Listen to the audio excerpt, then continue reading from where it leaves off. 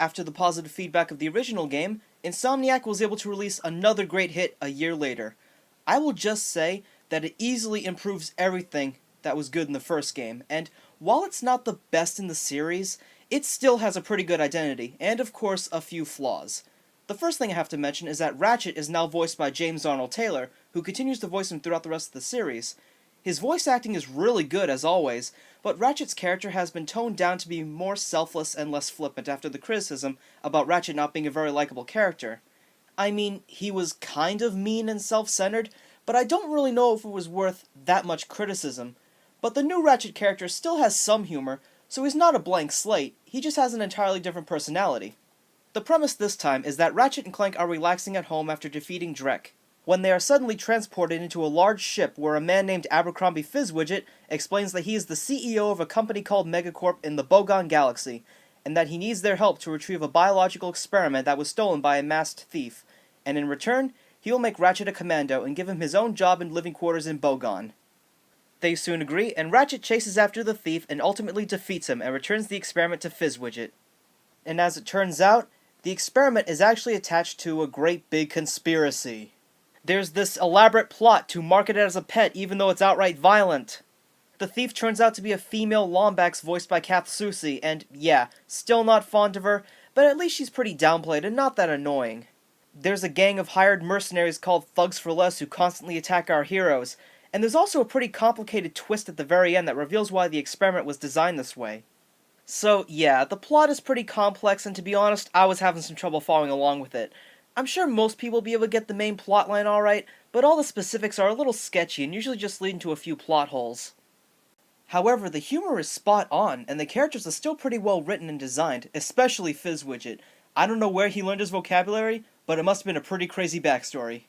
I'm sorry to incapacitate you, but our entire galaxy is in a very precocious situation. I must humbly request your sustenance on a mission of dire urgitude, a mission of superfluous peril, a mission of unequivocal imperitude. Did that make any sense? The gameplay does take a big step up, starting with the introduction of upgradable health and weapons. As you fight enemies, you will increase your maximum health, and your weapons will transform into much more powerful versions. The atmosphere of Bogon is nothing like Solana. The worlds have different technologies and a much different and unique feel. The same can be said for the upbeat soundtrack too. Megacorp runs the show in this neighborhood as they not only sell weapons but also armor that Ratchet can buy to reduce the amount of damage he can take. Even Clank gets a few chances to shine. In addition to his helicopter glide and thruster pack, he can also be controlled during a few sections as he could in the first game. This is also the only time where he gets to control other robots besides the Gadget bots. The others have a few specific functions like a bridge building bot, but to be honest I feel like they're all a little underused. Clank can also become a giant mech robot and blast off to a few spherical worlds, which also mark their first appearance in the series. They're really cool and well designed. The programming is also fantastic, as you can actually feel the weight and gravity change and everything. There's even space combat that adds some new challenges in gameplay. It's also a good way to collect a resource called Raritanium, which you can use to upgrade and customize your ship. Another new gameplay feature that made its debut here is battle arenas. Here, Ratchet has to fight waves of enemies and a bunch of different challenges to earn bolt prizes. They're a ton of fun, no complaints. All of these gameplay features work out really well, however there are a few that don't work, such as this glider that's pretty hard to control, and it was just way more frustrating than it was enjoyable. As a whole, this game takes the same amount of creativity and humor and pushes it to the next level, at least when compared to the first game, but if compared to the rest of the sequels, it isn't one of the best, at least in my opinion, but for what it is today, it's still a great game, and it's definitely a blast. Nobody, I mean nobody, gets by the mathematician! I guess all the good names were taken.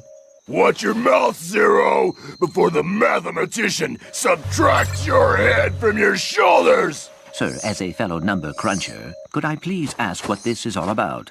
That moon's where we divide losers from winners before adding them to the Megacorp games. There's a challenger up there ready to reduce you to nothing. This technology looks familiar. Perhaps I could... Sweet! Think you can get us to that moon?